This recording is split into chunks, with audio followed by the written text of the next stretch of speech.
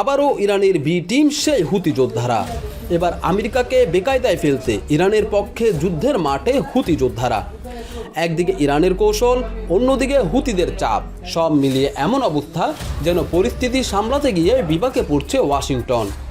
এই চাপ আর অস্থির পরিস্থিতি সামলাতে না পেরে শেষ পর্যন্ত পাকিস্তানের মধ্যস্থতায় আলোচনায় বসতে যাচ্ছে যুক্তরাষ্ট্র ও সংশ্লিষ্ট পক্ষগুলো। মধ্যপ্রাচ্যের চলমান সংঘাত এক মাস পার হতে নতুন মাত্রা পেয়েছে। শুরুতে যেটি সীমিত আকারে ছিল, এখন তা ধীরে ধীরে একটি বিস্তৃত আঞ্চলিক সংকটে রূপ নিচ্ছে। সর্বশেষ পরিস্থিতিতে ইয়েমেন ভিত্তিক সশস্ত্র গোষ্ঠী হুতি মুভমেন্ট এই সংঘাতে সরাসরি সম্পৃক্ত হওয়ার ঘোষণা দিয়েছে। গোষ্ঠীটি জানিয়েছে তারা ইসরায়েলের একাধিক সামরিক লক্ষ্যবস্তুতে ক্রুজ ক্ষেপণাস্ত্র ও ড্রোন হামলা চালিয়েছে। তারা ব্যালিস্টিক মিসাইল ও ক্রুজ মিসাইল ব্যবহার করে। তাদের লক্ষ্য থাকে Saudi Arabia, United Arab Emirates, Israel. হুতিরা দীর্ঘদিন ধরে ইরানের ঘনিষ্ঠ মিত্র হিসেবে পরিচিত।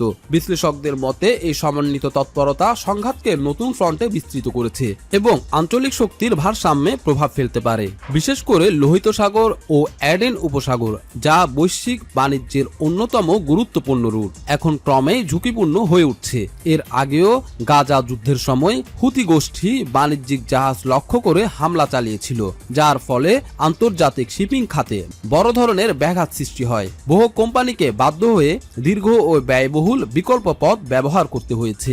বর্তমান পরিস্থিতিতে সেই আশঙ্কা আবারও সামনে আসছে।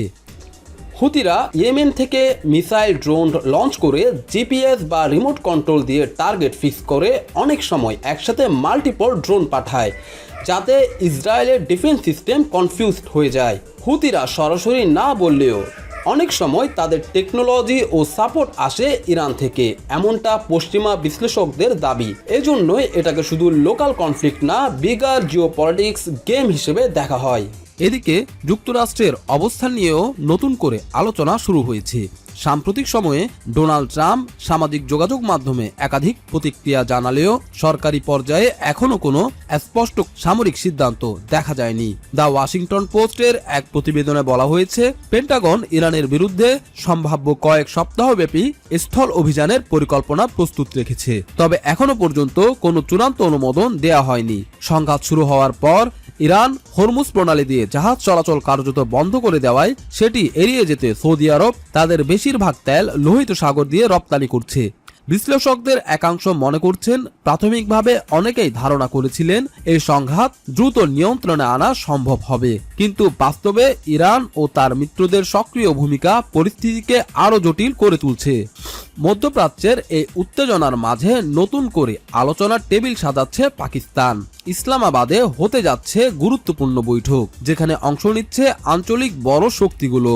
এই বৈঠক থেকে কি বার্তা আসছে আর পরিস্থিতি কোন দিকে যাচ্ছে, এ বিষয়ে বিস্তারিত বিশ্লেষণ নিয়ে আসছি আমাদের পরবর্তী ভিডিওতে, সাথেই থাকুন।